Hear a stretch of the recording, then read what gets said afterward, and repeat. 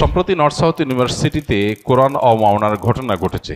এতে সারা দেশে মানুষ সংক্ষুব্ধ হয়েছে। প্রশ্ন হলো, এই ধরনের ঘটনা প্রায় ঘটে থাকে, এর কারণ এবং প্রতিকার কি?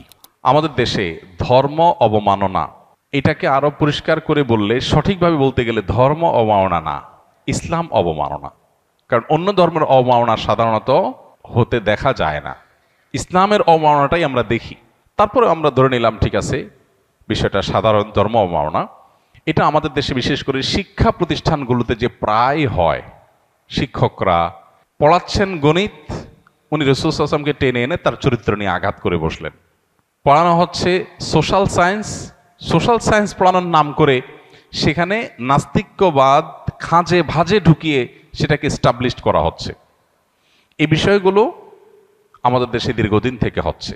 একজন শিক্ষার্থী নেকাব হিজাব করে শিক্ষা প্রতিষ্ঠানে গেছেন, তাকে বলা হচ্ছে তুমি মাদ্রাসায় যাও নাই কেন, এখানে কেন আসছো? হিজাব করলে আর স্কুলে কেন আসছো? এক মুখে তারা বলবে মেয়েদেরকে উচ্চশিক্ষা শিক্ষিত করতে হবে, আবার আরেক মুখে তারা যখন মেয়েরা হিজাব নেকাব পরে পড়তে আসবে বলবে তুমি এখানে কেন আসছো। এটাইকে বলে মুনাফিকি, এটাকে বলে দ্বিচারিতা, এটাকে বলে ভণ্ডামি। এক মুখে বলবে মেয়েদেরকে বাসার বাহির করো, তাদেরকে শিক্ষিত করো, নারীর ক্ষমতায়ন করো, আরেক মুখে নারী যখন পড়তে আসবে বলবে বোরকা পরে আসছে কেন, তুমি মাদ্রাসায় যাও। তাহলে এটা মুনাফিকি ছাড়া আর কি? এক মুখে দুই কথা। ঠিক একইভাবে একদিকে বলবে প্রত্যেকটা মানুষের স্বাধীনতা আছে, যার যা ইচ্ছা করবে, কিন্তু অপরদিকে যখন কোনো ছেলে দায় রাখবে, কলেজে পড়ে ইউনিভার্সিটি পড়ে, তাকে ট্রল করা, তাকে কোণঠাসা করা, তাকে বিভিন্ন ট্যাগ দিয়ে তার প্রতি জুলুম করাটাকে হালাল করা, এটা আমাদের দেশে এক শ্রেণীর সুশীল, এক শ্রেণীর মিডিয়া এবং শিক্ষা প্রতিষ্ঠানে থাকা এক শ্রেণীর ঘাপটি মারা নাস্তিক, তাদের কাছে এই বিষয়গুলো খুবই যৌক্তিক মনে হয়। সমস্যাগুলো আসলে অনেক গভীরে, এই সমস্যাগুলোর গোড়া অনেক ভেতরে।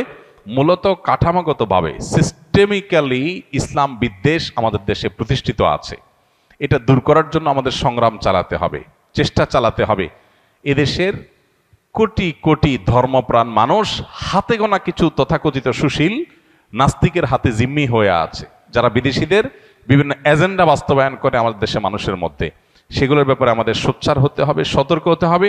কোনো একটা কোরআন অবমাননা, নবী অবমাননা, ধর্ম অবমাননার বিষয়ে শুধু রিয়্যাক্ট করে আমরা দায়িত্ব সারলে হবে না, বরং সিস্টেমের মধ্যে যে ধর্ম অবমাননা আছে সেগুলো দূর করার জন্য সচেষ্ট হতে হবে।